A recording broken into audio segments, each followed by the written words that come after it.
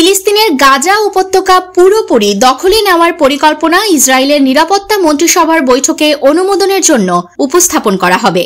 প্রধানমন্ত্রী বেনিয়ামিন নেতানিয়াহুর প্রত্যক্ষ অনুমোদন পাওয়া এই পরিকল্পনার মূল লক্ষ্য গাজাকে হামাস মুক্ত করা। বৃহস্পতিবার 7 আগস্ট বিষয়টি নিশ্চিত করেছে ইসরায়েলি গণমাধ্যম জেরুজালেম পোস্ট। 5 মাস ব্যাপী এই অভিযানের জন্য মাঠে নামানো হবে ইসরায়েলি প্রতিরক্ষা বাহিনী IDF এর 5টি ডিভিশন। সম্প্রসারিত এ সামরিক অভিযানে গাজার পুরো ভূখণ্ড দখল করার পরিকল্পনা রয়েছে। বিশ্লেষকদের মতে গাজা দখলের মাধ্যমে হামাসকে নিশ্চিহ্ন করার লক্ষ্যেই নেওয়া হয়েছে এই পদক্ষেপ। এই পরিকল্পনা বাস্তবায়নের অংশ হিসেবে গাজার প্রায় 10 লাখ মানুষকে অন্যত্র সরিয়ে নেওয়া হতে পারে বলে জানা গেছে।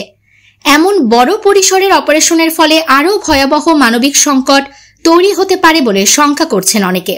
ইসরায়েলের যুদ্ধকালীন নিরাপত্তা মন্ত্রিসভার একাধিক সদস্য জেরুজালেম পোস্টকে জানান, পরিকল্পনা অনুমোদনের বিষয়ে কোনো অনিশ্চয়তা নেই, বরং প্রশ্ন হল প্রস্তাবিত বিভিন্ন সংস্করণের মধ্যে কোনটি অনুমোদিত হবে। তবে এই পরিকল্পনার বিরোধিতা করেছেন IDF এর chief of staff lieutenant general Eyal Zamir. মঙ্গলবার এক আলোচনায় তিনি বলেন, এই অভিযান একটি বড় ধরনের ভুল।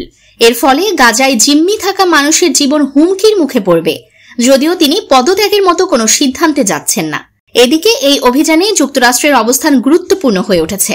নাম প্রকাশে অনিচ্ছুক জেরুজালেমের দুটি সূত্র জানায়, হোয়াইট হাউস থেকে গাজা পরিস্থিতি নিয়ে কোনো নির্দিষ্ট পরামর্শ এলে তার ভিত্তিতে পরিকল্পনায় পরিবর্তন আনা হতে পারে এবং সেটি আজকের বৈঠকেই আলোচিত হবে।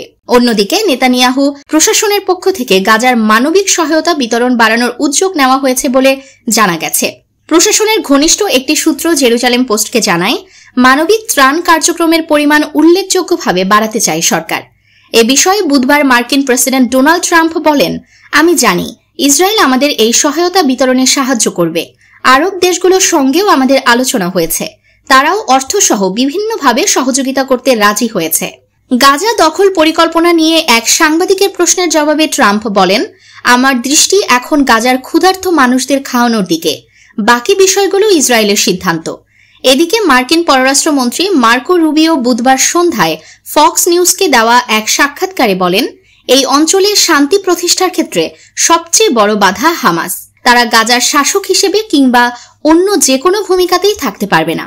গাজার পরিস্থিতি ঘিরে আন্তর্জাতিক মহলে উদ্বেগ বাড়লেও নেতানিয়াহুর প্রশাসন দৃঢ় প্রতিজ্ঞ।